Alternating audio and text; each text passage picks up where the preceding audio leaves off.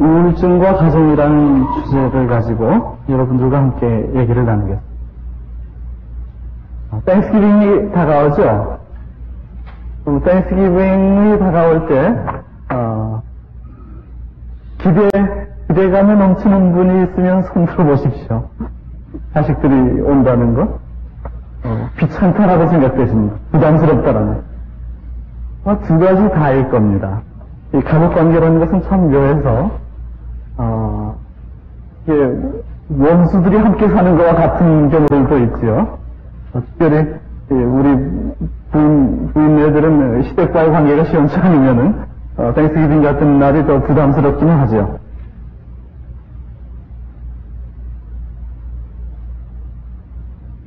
제가 첫 번째 강의에서는 가족 안에 신화는 유전한다라고 얘기를 했습니다. 우리들 가운데는 상처받은 가정의 신화가 있고 또한 우리를 건강히 했던 자부심 있는 가정의 신화가 함께 공존한다라고 얘기했습니다.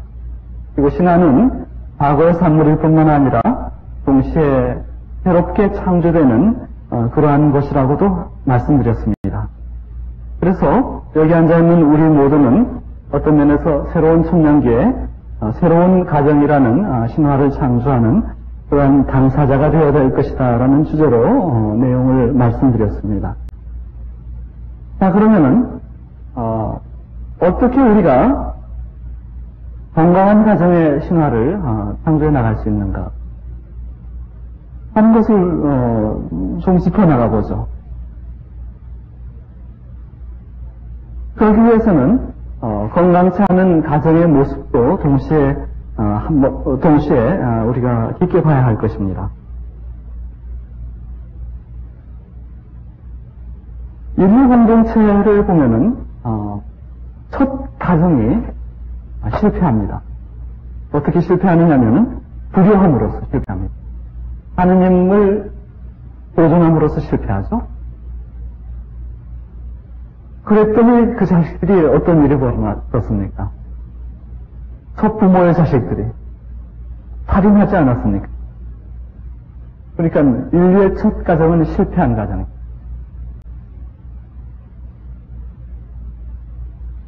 그런데 실패한 가정들을 통해서 실패한 가정들의 역사를 만들게 허락하신 하느님은 방조했다라기보다 인간에게 자유의지를 주었기 때문에 그러한 고통을 감수하셔야만 했던 하느님은 또 다른 대체 가정을 내놓으시죠.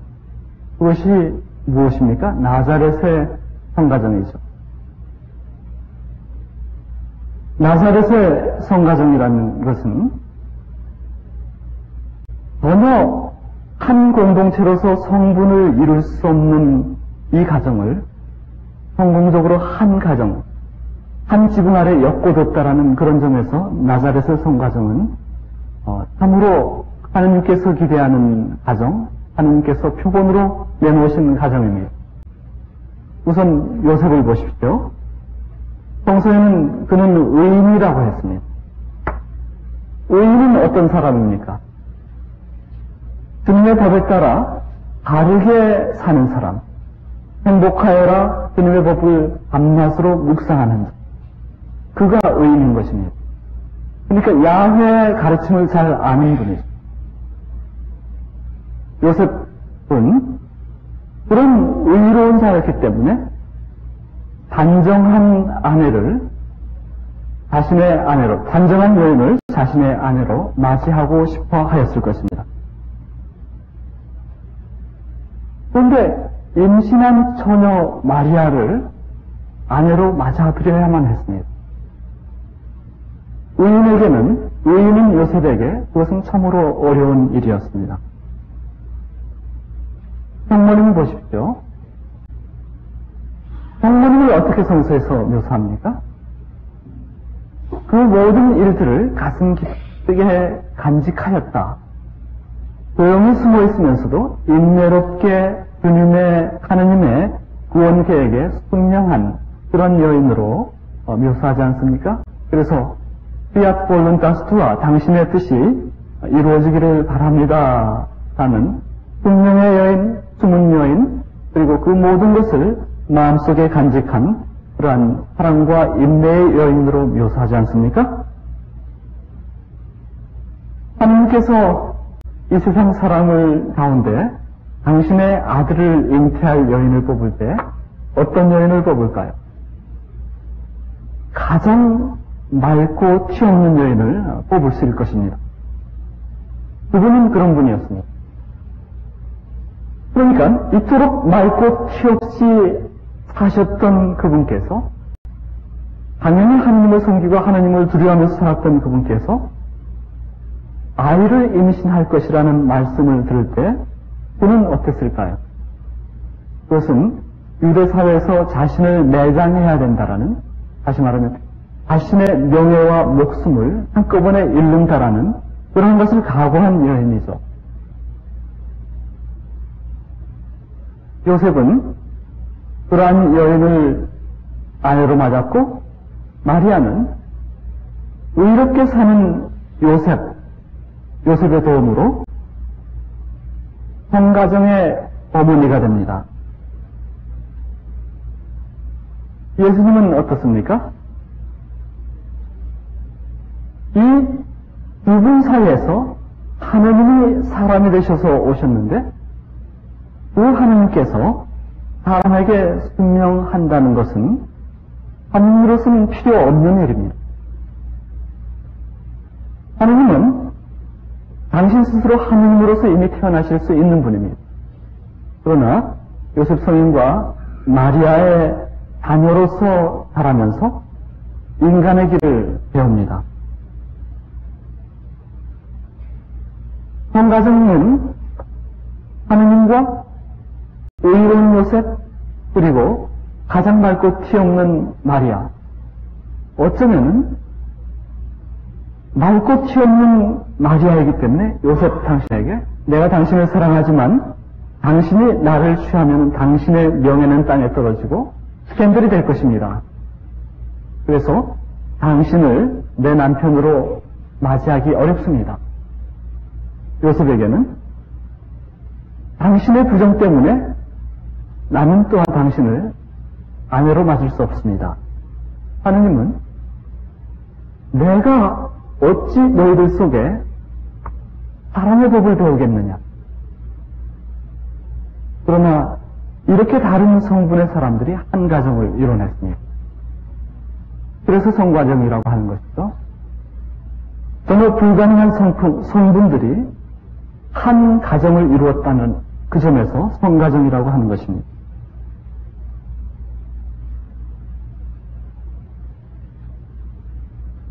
건강한 가정이라는 것은 도대체 커뮤니케이션이 불가능한 그 가정 속에서 커뮤니케이션을 이루어내는 그러한 가정을 건강한 가정이라고 하는 것입니다. 건강치 않은 가정은 그 반대입니다. 서로를 고발하는 가정, 그래서 전혀 커뮤니케이션이 이루어지지 않고 가족 구성원 간의 유대가 느슨해지는 가정입니다. 여러분들, 저는 두 번째 주제로 우울증과 가정이라는 주제를 가지고 여러분들과 얘기를 나눕니다. 제가 이미 여러 곳에서 우울증의 증세에 대해서 강의를 많이 했기 때문에 여러분들이 저의 테이프를 통해서도 이미 우울증에 대해서 우울증의 증세가 어떤 것인가를 아실 것입니다. 그리고 여러분들 스스로 우울증에 대한 공부를 통해서 우울증이 무엇인가를 이미 많이 알고 계시지 않을까 하는 생각을 해봅니다. 서로를 고발하는 가정을 보면은 열등감이 깊은 가정들입니다. 열등감, 우울증의 큰 특징입니다. low self-esteem, 자신에 대한 자신감이 없는 깊은 열등감. 건강치 않은 가정은 비밀이 많은 가정입니다. 여러분들 왜 비밀이 있기 시작할까요? 비밀이 있다는 것은 죄의식이 있다는 것입니다. 탄로날까봐 두렵기 때문에 숨긴다는 것입니다. 우울증의 특징은 죄의식입니다. 죄의식이 깊을수록 우울증 환자의 내면 세계를 보면 깊은 죄의식에 시달립니다. 고통스럽게 시달립니다. 여러분들, 우리가 살다 보면 사람은 실수하게 되어 있죠? 실수를 하기 때문에 그 실수를 어느 날은 불면의 밤을 보낼 때 어느 날은 특별히 더 아프고 수치스럽게 기억하는 날이 있습니다. 그리고 내일 아침에 일어나서 이 세상을 이 부끄러움 때문에 대면할 수 있을까? 그래서 성당에도 나는 갈 자격이 있는가? 라고 불면의 밤을 통해서 판단하기 시작합니다. 미사에 왔습니다. 남들은 다 성체를 모시러 나가는데 나는 대중에 있기 때문에 성체조차 모실 수 없다. 여러분들, 필요 이상의 과도한 죄의식이 나를 휩쓸 때는 그것은 우울증의 아주 치명적인 증세입니다. 그러니까 지금 두 가지, low self-esteem, 열등감에 시달리는 것, 죄의식에 과도하게 시달리는 것이 우울증의 전형적인 특징이라고 했습니다. 이제부터 여러분들, 김정호씨로부터 이 지식을 받았기 때문에 성체 모시러 안 나가는 사람들은 우울증 환자들이다. 그것만은 아니죠. 건강한 죄의식들이 있습니다. 건강한 죄의식이라는 것은 나를 교정하기 위해서 마땅히 아파하는 것입니다. 이내쇼 성인의 이런 말씀을 하죠. 죄를 묵상할 때 죄를 회개하려고 묵상하기보다 죄를 아파하기 위해서 묵상하라. 죄를 묵상하는 데 있어서 하나님께서 주시는 은총이라면 죄가 부끄럽고 아프다는 것입니다. 우리는 흔히 유혹을 받죠. 어떻게 하면은 죄를 용서받을까? 여러분들, 그것이 유혹입니다. 죄는 마땅히 아프다는 경험을 통해서 죄가 얼마나 지긋지긋하고 역겨운가를 우리가 배워야 하는 것입니다. 그러니까 죄가 아프고 죄가 지긋지긋하고 역겹다라고 경험한다면은 오히려 하나님께서 주시는 선물이라고 경험해요. 그래서 그 아픔을 오히려 기꺼이 견뎌나갈 수 있도록 하는 그런 자부심 속에서 아파하고 부끄러워하십시오. 그러나 그것이 나의 생활에 지장이 있을 만큼 부끄럽거나 죄의식에 시달린다면, 그래서 하루를 대면하고 공동체에 나가고 남편과 아내와 자식들을 대면할 그런 기력조차 없을 만큼 힘이 들다면 그것은 조금 과도하다는 것입니다. 그러니까 우리 옛날에 맹인 가수 하나 있었죠. 이용복인가요? 조용복. 가엾은 어머니 왜 날 낳으셨나요? 노래. 우리나라 사람들은 슬픔을 좋아하는 것 같아요. 그래서 그 한탄의 조가 더 설득력 있는 민족 같아요.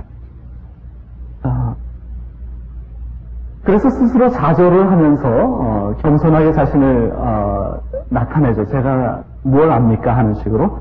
그러나 미국 문화 속에서 살 때 여러분들 너무 겸손하지 마십시오. 이 사람들은 우리가 유교 문화에서 자라서 겸손해서 겸손하게 얘기를 하는 줄 모르고 네가 자신이 없으니까 이렇게 자신을 과소평가하는 얘기다.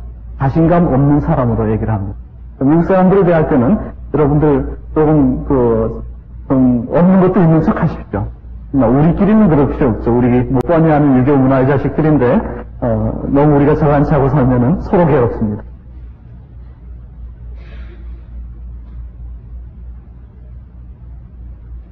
죄의식과 low self-esteem, 열등감에 시달리면은 어떤 증세가 일어납니까?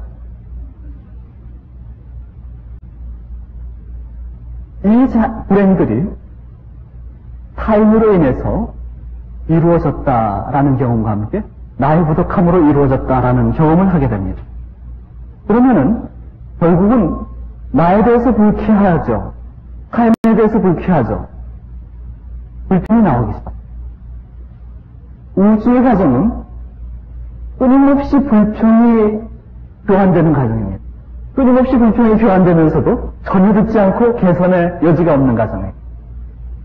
아버지는 끊임없이 정답을 얘기하고 아내는 끊임없이 정답을 얘기하고 자식들은 왜 우리 부모는 저렇게 답답한가라고 얘기를 하는데 아무 해법이 나오지 않아요. 해결책이 나오지 않습니다. 건강한 가정은 서로를 인정해주고 서포트해주는 가정입니다. 심리학계의 거장인 칼 라저스라는 사람이 있습니다. 그는 뉴욕에서 공부를 하였고 유니온 신학교도 다녔고요. 그리고 콜롬비아 대학에서 심리학을 공부했습니다. 그리고 중국에 가서 연수를 했던 기회도 가지고 있었죠.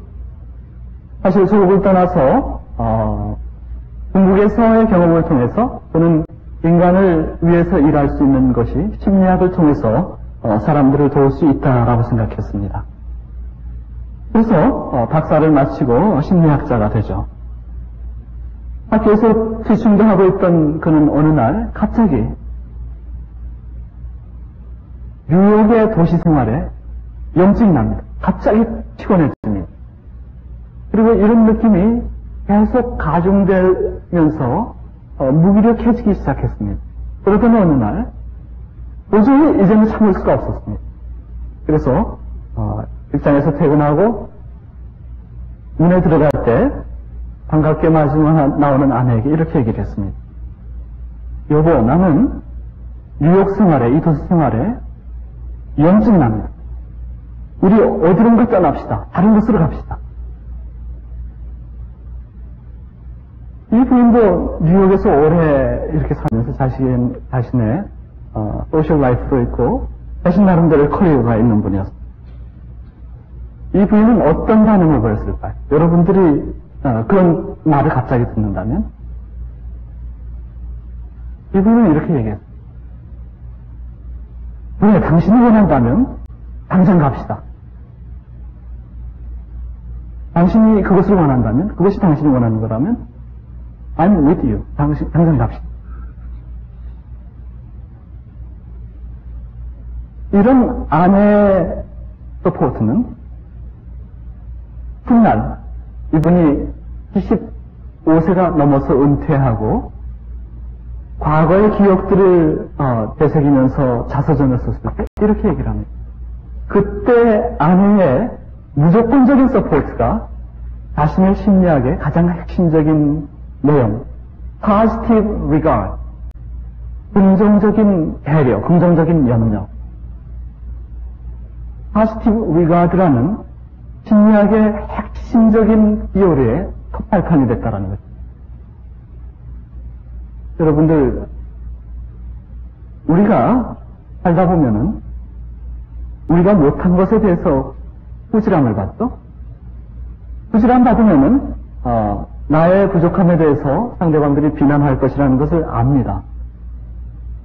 그런데 내가 마땅히 욕을 먹어야 되는 그런 상황에서도 그래, 너 참, you must be really embarrassed.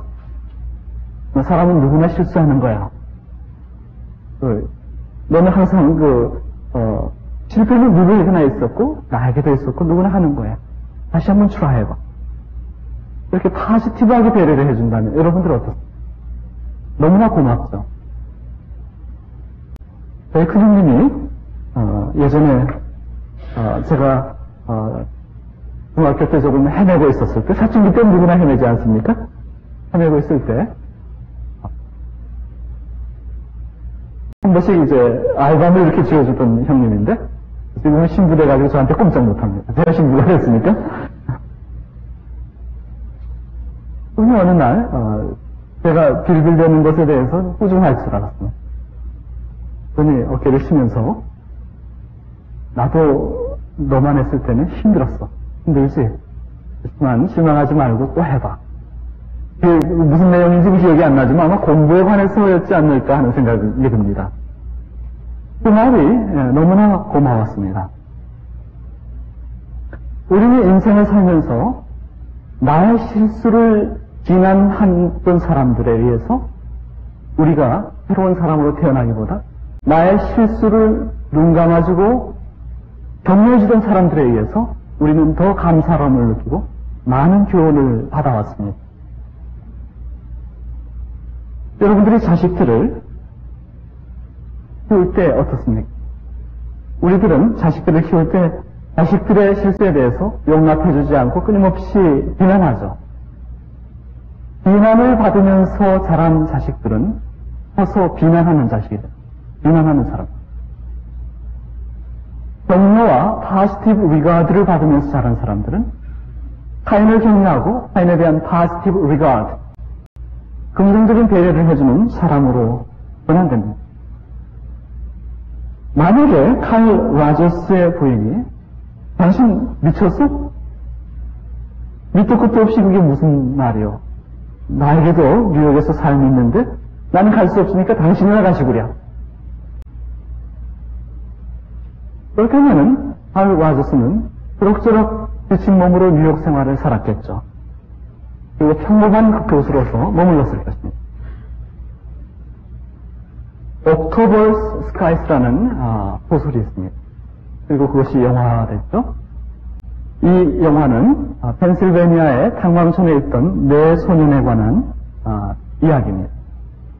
이 네 소년은 탄광촌 1957년 당시 탄광촌은 몰락하는 도시이죠. 우리나라도 보십시오. 탄광촌은 이제 다 더 이상 미래가 없는 그러한 곳이죠. 그야말로 막장의 그런 도시입니다.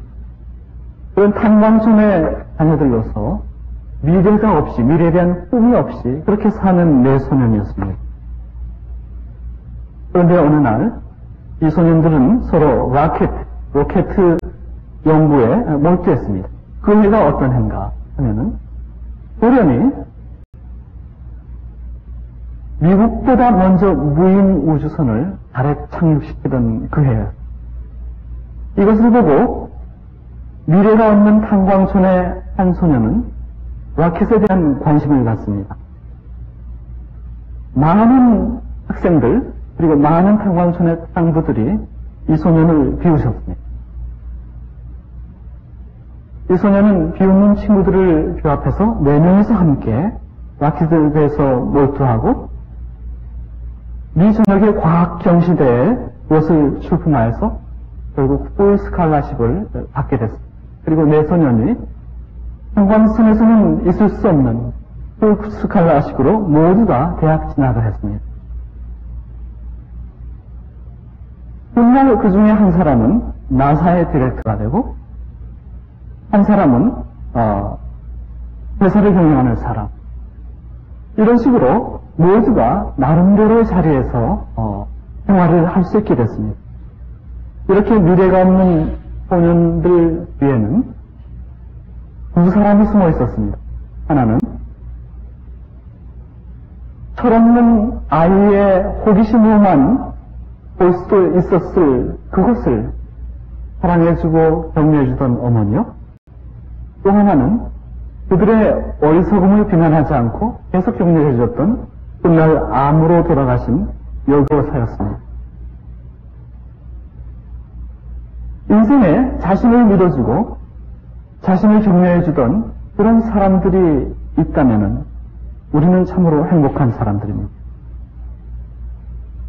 여러분들, 아담과 이브의 죄 중에서 어떤 것이 가장 부끄러운 죄인지 아십니까?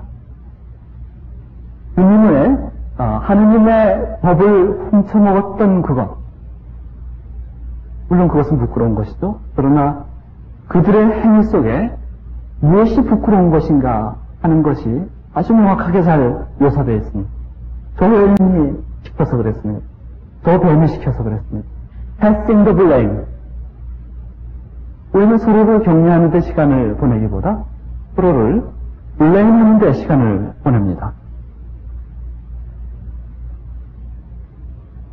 어릴 때부터 신뢰와 서포트를 받은 사람은 긍정적인 인간상, 긍정적인 신화의 주인공이 되죠.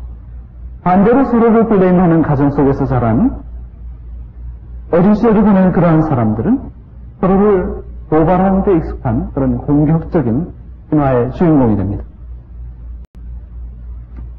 저는 현대 미국 사회를 바라볼 때 내적으로, 외적으로는 굉장히 활발하고 성공일변도의 사회로 보여지죠.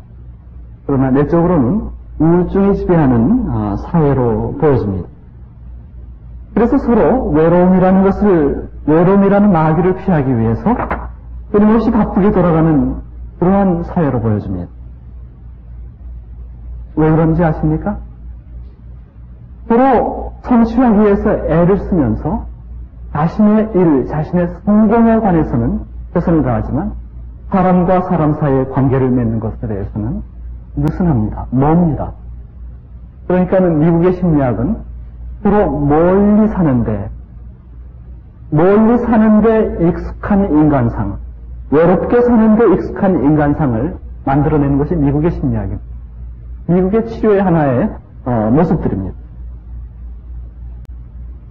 여러분들, 우울증 환자의 또 다른 특징은, 우울증세의 또 다른 특징은 관계를 맺기가 어렵다는 것입니다. 우리도 한 번씩 경험하죠. 어느 날 비가 오고 몸이 피곤하고 기분이 영 좋지 않은 날은 하루에 일어나서 부인을 바라보는 것도 부담스럽고 남편을 바라보는 것도 부담스럽고 직장에 걸어 나가는 것, 운전해 나가는 것도 부담스럽습니다. 사람들이 자신을 알아주는 척하면서 하해해 주는 것도 부담스럽습니다. 어디론가 사라져버리고 싶습니다. 여러분들 우울증 환자는 와가지고 I almost wanted to disappear. 사라져버리고 싶은 느낌이 들 때 그것은 내가 좀 우울증에 걸린 모양이야. 우리도 한국에 재밌는 말들 많이 하죠. 어디론가 멀리 가고 싶다. 어디론가 멀리 사라지고 싶다. 우울증을 말하는 것이죠. 관계가 맺는 것이 정말 어렵습니다. 심지어는 어느 아빠가 있었습니다. 부인도 건강하고 자식들도 시니어, 하이스쿨에 시니어가 되고 많이 컸습니다. 그런데 한 번씩 찾아오는 이 우울증은 자신을 사랑하는 아내와 자신을 사랑하는 딸 자식들로부터 그들이 나에게 관심을 가져주고 나에게 다가오는 것까지도 보고올 만큼 부담스럽습니다. 그래서 여보 미안하지만은 내가 당신을 사랑하지 않았을까 아니야. 나를 밤을 좀 오늘부터 혼자 쓰게 해줘. 아닌 밤중에 문도 깨져. 집안 안에서 별거가 일어난 거예요. 이분은 이렇게 얘기를 합니다. 부인이 나를 사랑하는 것을 알고 나도 부인을 너무나 신뢰하고 좋아하지만은 감당할 수 없었습니다. 그러니까는 몇 개월씩이고 자기 방에서 문을 닫아 걸고 배고픈 줄도 모르고 기본적인 펑션만 하면서 누워 있습니다. 아빠와 함께 살면서 아빠의 그 하이 하와이오 이런 것을 그리워하면서 자라는 이 딸들은 아빠가 어느 날부터 자신들에게 반응해주지 않는 무기력한 모습, 피곤한 모습을 대할 때 살아있는 아빠 속에서 죽은 아빠를 경험합니다. 몸으로는 존재하지만은 missing father.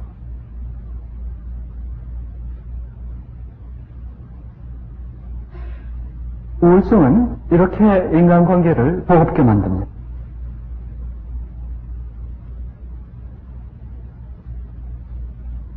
(1.5세) 아주 젊은 청년이 있었습니다.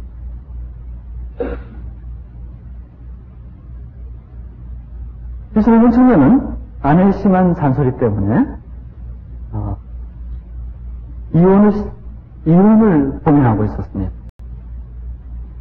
이 환자를 분석해보면은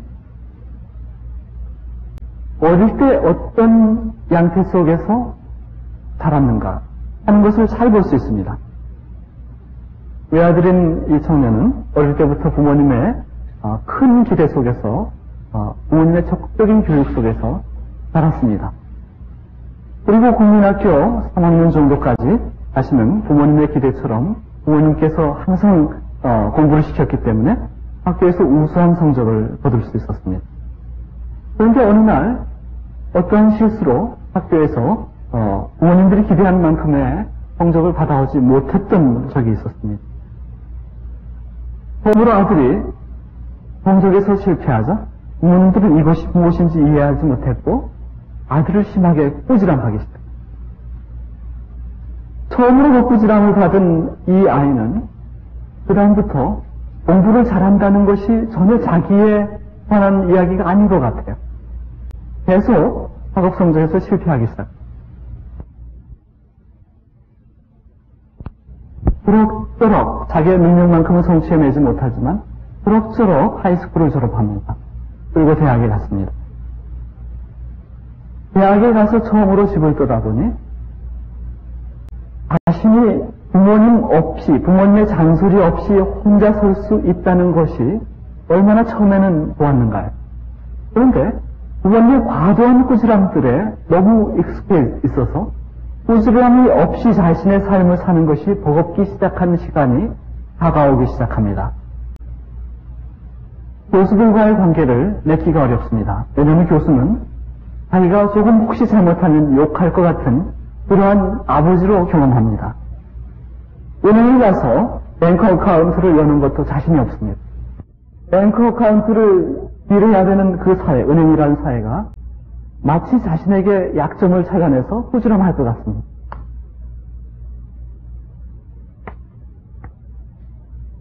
자동차 보험 문제로, 또 자동차 티켓 문제로 정부의 기관들을 딜해야 됩니다. 그러나 이 청년은 경험합니다. 나는 정부의 그런 오피스에 가서 보험 문제나 그리고 딱지 뺀 것에 관한 것을 해결할 수 있는 자신감이 없다는 것. 무엇을 말합니까? 모든 바깥에 서 있는 세계들은 자신에게 과하게 꾸지람을 하는 부모님 같다는 것. 그것이 무의식적인 경험입니다. 심지어는 결혼을 해서 아내의 잔소리를 견디지 못합니다. 그래서 얼마나 자신이 불행한 사람인지 저와의 오랜 치료 과정을 통해서 이 젊은 아빠는 무서운 부모님의 과도한 꾸지람에 자라지 못한 위축된 아이가 자기 속에 살고 있는 것을 발견하게 됩니다. 치료 과정은 아직도 공포에 떨고 있는 아이를 inner child, 아이를 품어주면서 이해해주면서 자신의 아이와 화해해주는 It's fine 이렇게 얘기해주면서 그 아이와 화해하는 과정을 통해서 그 청년은 나름대로 치유의 과정을 가고 있었습니다. 그런데 재미있는 관찰이 있습니다. 이 총각이 아니라 이 젊은 아빠가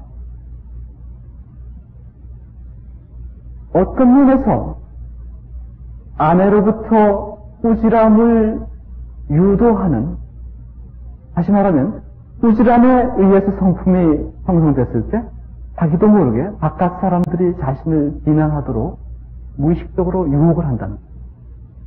이것이 더 큰 점입니다. 그래서 과도한 네거티브한 그러한 꾸지람들은 우리들을 꾸지람을 통해서 성품이 형성되고 사람들이 나를 욕해야만 더욱 펑션하는 그러한 어널티한 인품으로 형성된다는 것을 우리가 볼 수 있습니다. 즉 아내의 잔소리는 아내를 어떤 면에서 단수리하는 어머니, 아버지로 만든 것은 자신이었습니다. 아내를 아내가 되게 하지 못한 것은 10살짜리의 자신이었습니다. 바로 이런 것들이 우울증의 원인이 된다는 것입니다. 보십시오. 가정이 깊은 유대 속에서 건강하게 함께 펑션하는 공동유기체인데도 불구하고 부모님의 어른의 expectation만 요구함으로써 어른이 아닌 어린이들이 그것을 감당해야 할 때 어린이는 어린이로서 자라는 것이 아니라 거짓 어른으로서 자라야 합니다. 그런 어린이들은 어른이 돼서도 자라지 않는 어린이로서 계속 이 사회에서 두렵게 살아가는 것이죠. 그럴수록 이 사회는 두려운 존재가 되고 우리는 어른들 세계 속에서 관계 맺는 능력에 대해서 자신을 잃게 되는 것입니다. 이 가운데 앉아 계신 여러분들도 보십시오. 나는 사람들과 관계를 맺는데 자신이 있다. 이것을 미국 사람들은 소셜 스킬스라고 하죠. 소셜 스킬. 우리나라 사람들은 그 소셜 스킬스가 얼만큼 있는가 없는가에 대해서 그렇게 큰 밸류는 안 드는 것 같아요. 오히려 유교 문화인 우리나라는 저 사람 참 대인관계가 좋고 원만해 하면은 그것은 물론 좋은 말로 들립니다. 그렇지만은 어떤 면에서 소셜 스킬이 참 좋아 한다면은 참 정치적인 이해타산적인 사람이다라고 생각할지 모르겠어요. 미국에서는 대인관계가 이렇게 원만하지 않는 사람들은 대인관계에 대한 훈련을 시키는 그런 테러피들을 하고 그룹 테러피도 합니다. 그리고 거기에 많이 참여합니다. 여러분들 가운데 혹시 대인관계에 대해서 자신이 없는 사람, 대인관계에 대해서 자신이 없는 사람들은 우리 그리스도교 공동체, 교회 공동체가 그래도 비교적 안전한 공동체이죠. 그래서 그런 사람들끼리의 모임들을 만들어서 그런 사람들끼리 어떻게 대인관계를 원만하게 세련되게 맺어갈 수 있는가, 외적인 관계도 원만하게 맺어갈 수 있는가 하는 그룹들을 형성해서 도움을 주는 것도 아주 좋은 방법이 아닌가 하는 생각을 해봅니다.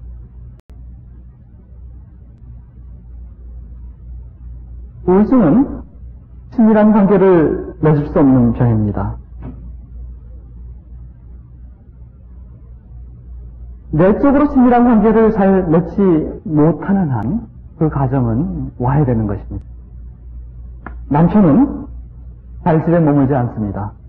항상 차갑고 경멸적인 아내에게서 외로움을 느끼기 때문이죠. 아내는 남편이 밖에서 돌아오면 밥만 차려놓고 따로 쓰는 방으로 들어가 버립니다. 아무리 대화하고 싶어도 부인은 냉랭하게 반응해주지 않습니다. 아이들은 머리가 크면서 영어가 부족한 아빠를 무시하고 깊은 대화에 초대하지 않습니다. 실제로 있는 형상이었습니다.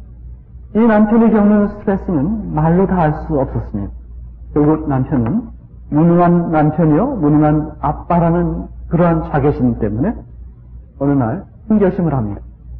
충동적으로 차를 몰고 나가서 제발 이 차가 사고가 나서 죽어주기를. 그리고는 어느 막다른 길을 향해서 엑셀을 밟습니다. 그 어두운 밤에. 마지막 순간에 겨우 브레이크를 밟고 생각합니다. 정말 그 자리에서 죽을 것 같은 그 순간에 겨우 브레이크를 밟고 비로소 그 자리에서 눈물을 흘리면서 기도합니다. 하느님, 나는 당신을 믿지 않습니다. 그러나 도와주십시오. 제발 도와주십시오. 여러분들, 대화가 통하지 않는 가정은 힘으로 불행한 가정입니다. 대화가 통하지 않는다면 그것은 파밀리아, 투스픽, 대화, 말하는 가정이 아니죠. 죽은 가정입니다.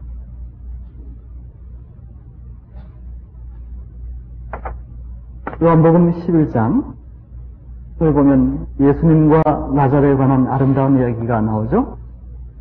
예수님께서 절친하게 지내던 마리아와 마르타의 오빠인 나자로죠. 병을 앓다가 죽었습니다. 요한복음 11장 17절을 보면 나자로가 무덤에 묻힌 지 이미 나흘이나 지난 뒤였다 라고 기록되어 있습니다. 유대법에 의하면은 죽은 지 사흘이 넘으면은 3일이 지나면은 완전히 모세법에 의해서 죽은 사람으로 최종적으로 율법적으로 규정이 됩니다. 그러니까 라자로가 죽은 지 사흘이 지났다 하는 것은 완전히 죽었다라는 얘기죠. 여러분들, 죽은 자는 돌무덤에 갇혀져. 그래서 라자로의 시신은 돌무덤에 층층 동여매져서 모셔져 있습니다. 왜 죽은 자를 바라보면 슬픕니까? 몸이 누워있는데도 왜 우리는 통곡을 합니까? 더 이상 이 사람과 관계를 맺을 수 없기 때문이죠. 내가 사랑하는 이 사람이 나에게 반응해주지 않기 때문이죠. 라자로의 죽음을 통곡하는 마리아와 마르타는 더 이상 이제 커뮤니케이션 할 수 없는 그 오빠에 대한 아쉬움 때문에, 그래서 예수님이 오자 이렇게 얘기합니다. 당신이 조금만 더 일찍 계셨으면 내 오빠가 죽지 않았을 텐데요.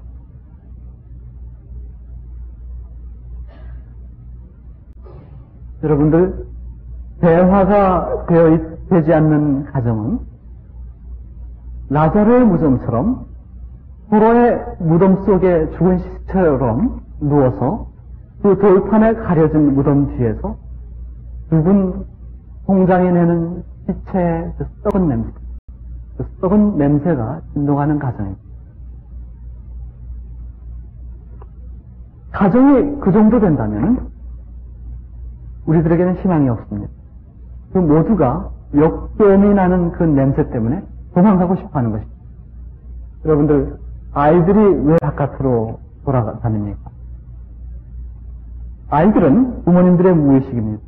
부모님들이 대화에 실패할 때, 부부관계가 원만치 않을 때, 부부가 서로 냉전을 벌이고 싸울 때, 아이들은 바보가 아닙니다. 아이들은 부모님들이 어느 상태에 있다는 것을 압니다. 그리고 그것으로 분석적으로 끝나지 않습니다. That's your life. 아이들은 그렇게 끝나지 않습니다. 그것이 혹시 자기 탓이 아닌가 하면서 고민하기 시작. 그리고 결국은 썩은 냄새나는 라자로의 무덤의 가정을 견디지 못하고 바깥으로 돌면서 뱅단에 가입하고 술을 마시고 마약을 하는 것입니다.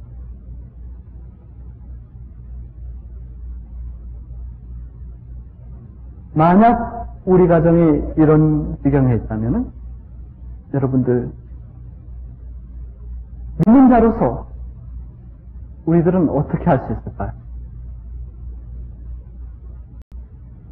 예수님은 마리아와 마르타의 가정에, 그래서 죽은 라자로와 더 이상 커뮤니케이션을 할 수 없는 이 우울증의 관 속의 가정에 새로운 생명을 다시 한번 주십니다.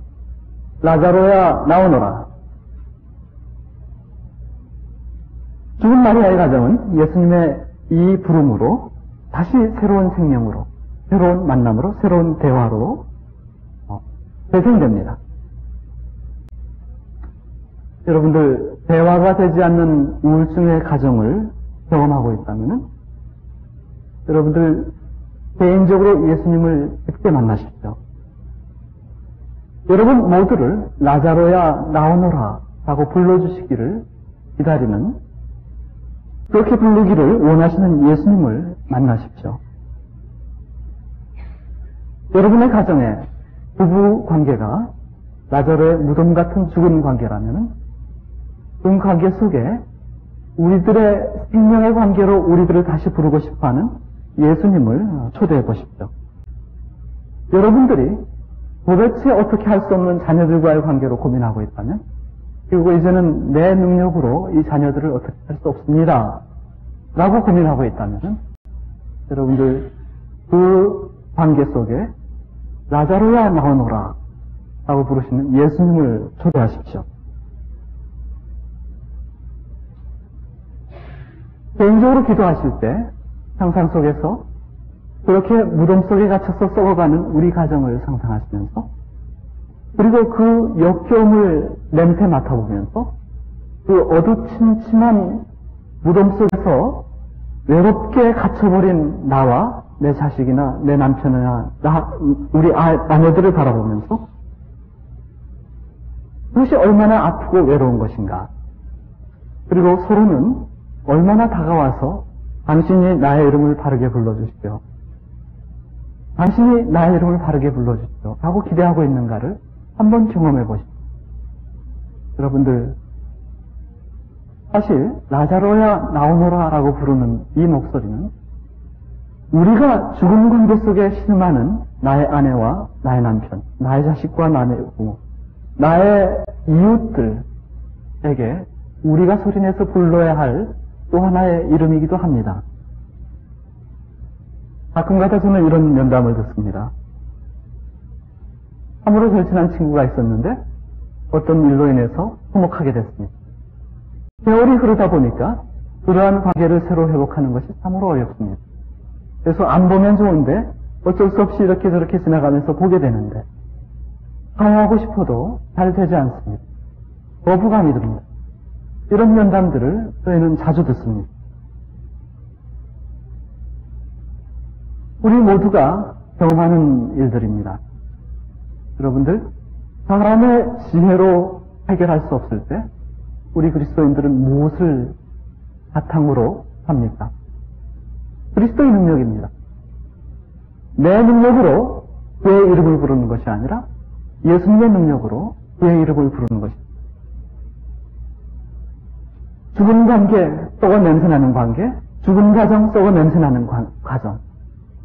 이 관 속의 가정, 우울증의 가정을 방문하면서 우리를 다시 생명의 관계로, 다시 대화하는 관계로, 말을 주고받는 관계로 부르시는 예수님을 우리들 속에 초대하십시오.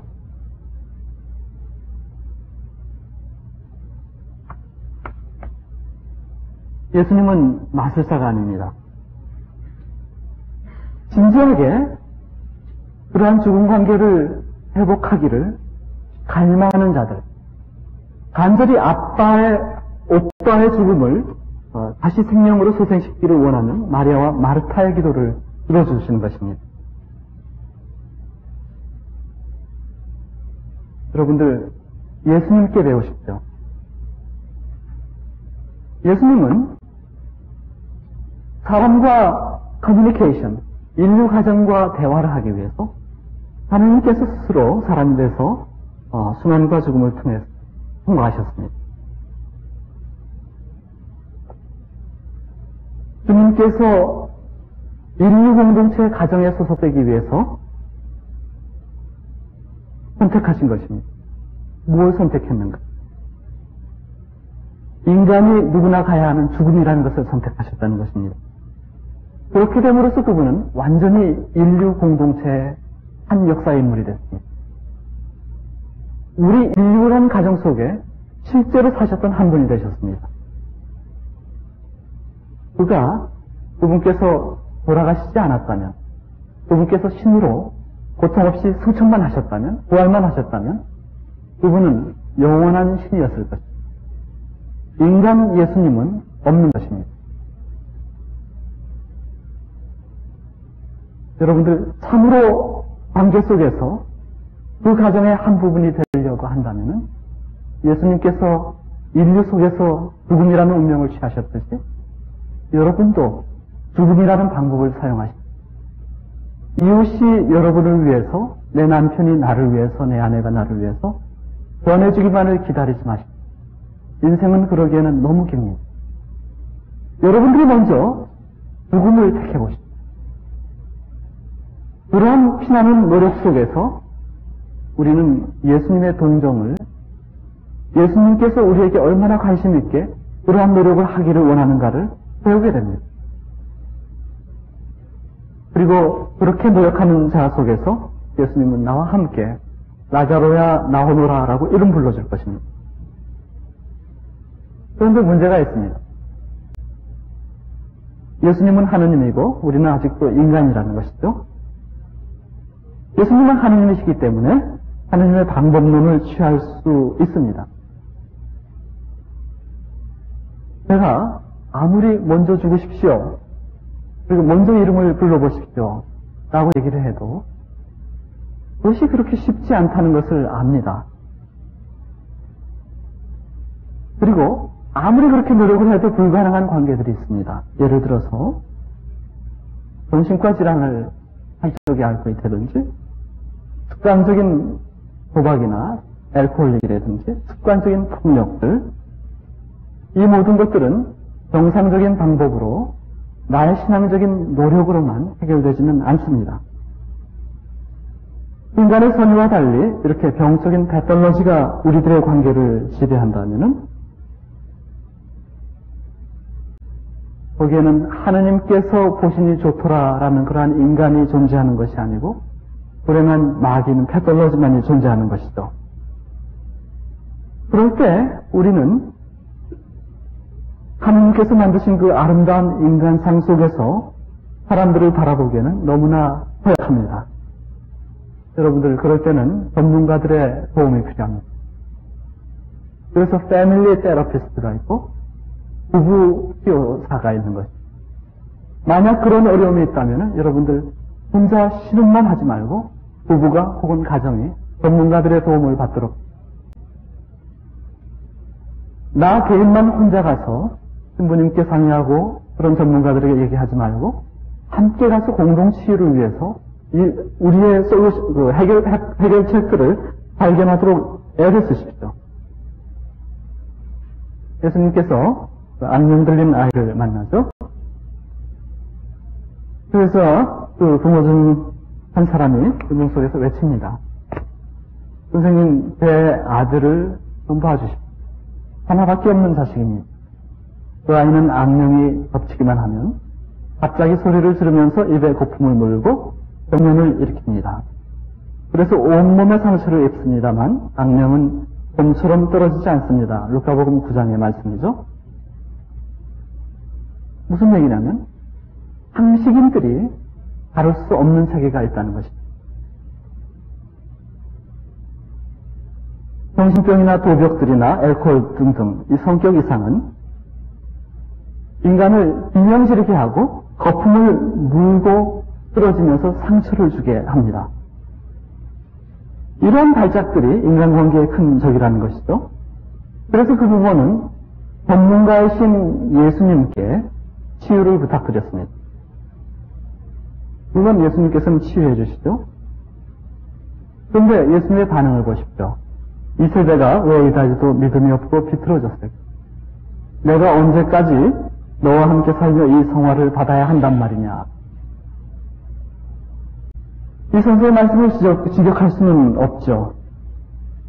유추 해석해보면 하나님께 부탁해도 해결할 수 없는 해결할 수 없는 관계들이 있다는 것입니다. 더 이상 예수님만을 성가시게 할 수는 없다는 것입니다. 혹은 더 이상 내 탓이요, 너 탓이요만은 할 수 없는 관계도 있다는 것입니다. 무슨 얘기인가? 때로는 포기해야 되는 관계도 있다는 것입니다. 저는 사람들에게 이렇게 얘기합니다. 그분에게 가면은 그를 자꾸 받습니다. 그럼 왜 자꾸 그분에게 갑니까? 우리 복음에서 용서하고 화해하라고 가르쳐주지 않았습니까? 여러분들, 용서하고 화해하는 것도 능력이 있어야 하는 것이죠. 저의 답은 간단합니다. 멀리 지내십시오. 용서할 것도 없고 화해할 것도 없습니다. 멀게 지내십시오. 왜 굳이 친하려고 애쓰면서 상처를 주고받느냐 그거죠. 여러분들 다 친할 필요가 없습니다. 싸우는 것보다 덜 친한 것이 낫습니다. 근데 부부는 참 어렵죠. 부부라는 것은. 여러분들 도저히 불가능한 관계가 있습니다. 우울증이 너무 깊으면 때로는 여러분들 탓이 아닌 것이 있습니다.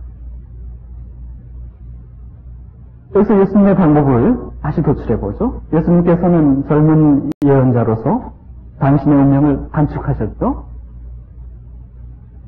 인간들과 맺을 수 있는 관계가 있었는데도 그래서 제자들에게 더 많은 기회를 주면서 제자 훈련을 시킬 수 있는 기회가 더 있었는데도 그분은 당신의 생명을 단축하면서 그 관계들을 포기하셨습니다.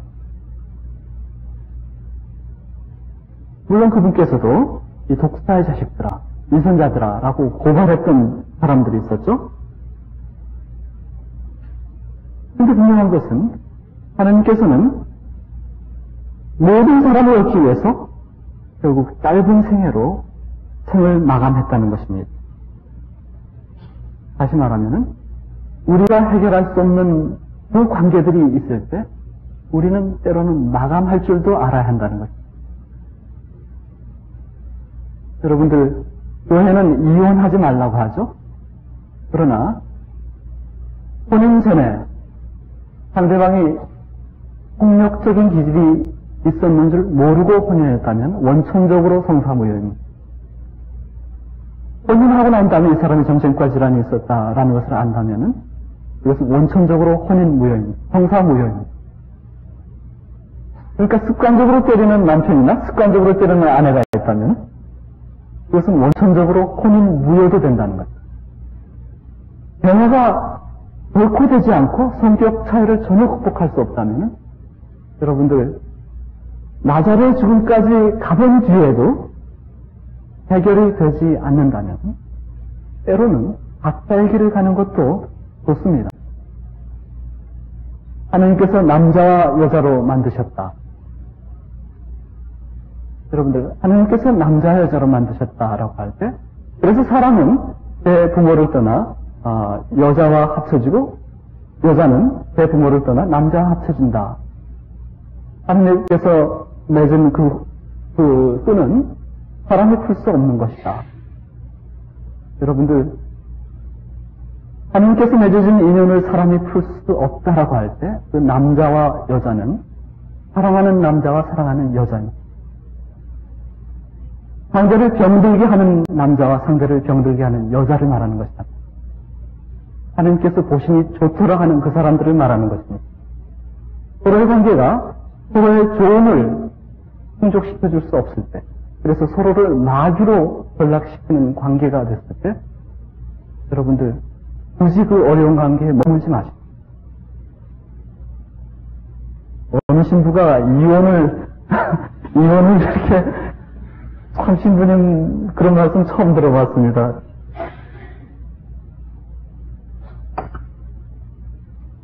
그렇습니다. 주님께서 가신 길은 죽음이라는 그 우울증이라는 터널을 통해서죠. 누구나 대면해야 하는 것이죠. 최선을 다했는데도 할 수 없는 그 관계에 대해서 여러분들 우리들의 한계를 하나님께 맡기면서 하나님, 저도 이만큼 노력했습니다. 서로 축복하는 가운데 각자의 길을 갈 수 있도록 해주는 것도 복음적입니다. 오늘부터 이번당은 이혼자들이 많아지지 않을까 하는 생각이 듭니다. 이혼자들이 많아지면서 이번당이 더 복음적이 된다면 그것은 다른 이혼을 한 것이고, 이혼자들이 많아지면서 이번당이 작살난다면은 그것은 제가 하느님께 그 갚아야 할 죄값이 높을 것입니다. 그런데 문제는 우리가 부부관계를 맺어가는데, 가족관계를 맺어가는데, 혹은 절친한 관계를 맺어가는 데 있어서 항상 가깝고 사랑스럽고 사랑하는 관계만이 바른 관계라는 그 기대가 문제입니다. 우리는 때로는 내 남편과 내 아내가 상처를 줄 수 있는 그러한 약점이 있는 존재라는 것을 잊어버립니다.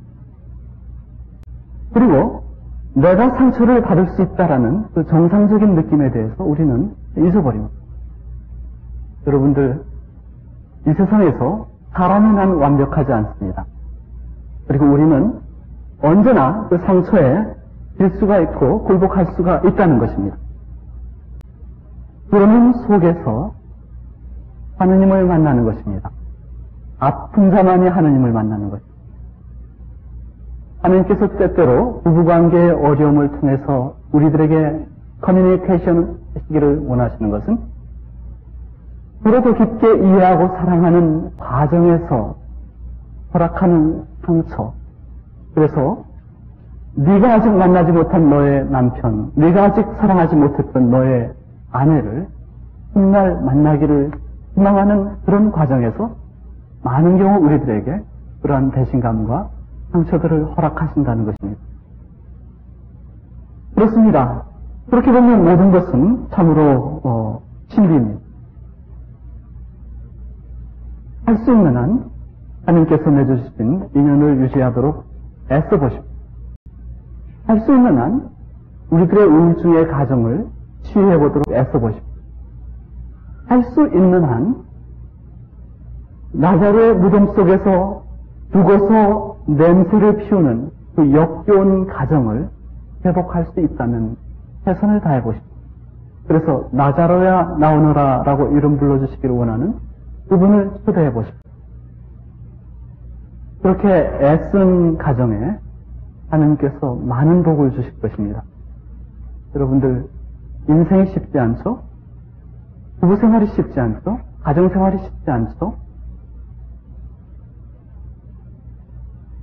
그런 쉽지 않은 삶 속에서 우리는 참으로 깊게 하느님을 만나고 참으로 깊게 나처럼 어려운 나의 아내와 나처럼 어려운 나의 남편을 만날 수 있는 것입니다. 그리고 그렇게 만난 우리들의 인연은 하느님 앞에 더 큰 축복으로, 더 풍성한 은총으로 하느님께서 갚아주실 것입니다. 여러분들, 오늘의 제 주제 중에서 여러분들이 가장 마음 드신 것이 있다면 아마 힘든 관계라면 각자 길을 가시라는 그런 얘기가 아닐까 싶습니다. 그 문제에 대해서 우리가 더 계속 부부라는 인연, 가정의 영성이라는 주제를 통해서 내일 더 깊게 우리들 그 문제들을 다뤄보도록 하죠. 늦은 시간 감사합니다. 오늘 마음껏 집에 들어가셔서 부부싸움 좀 하십시오.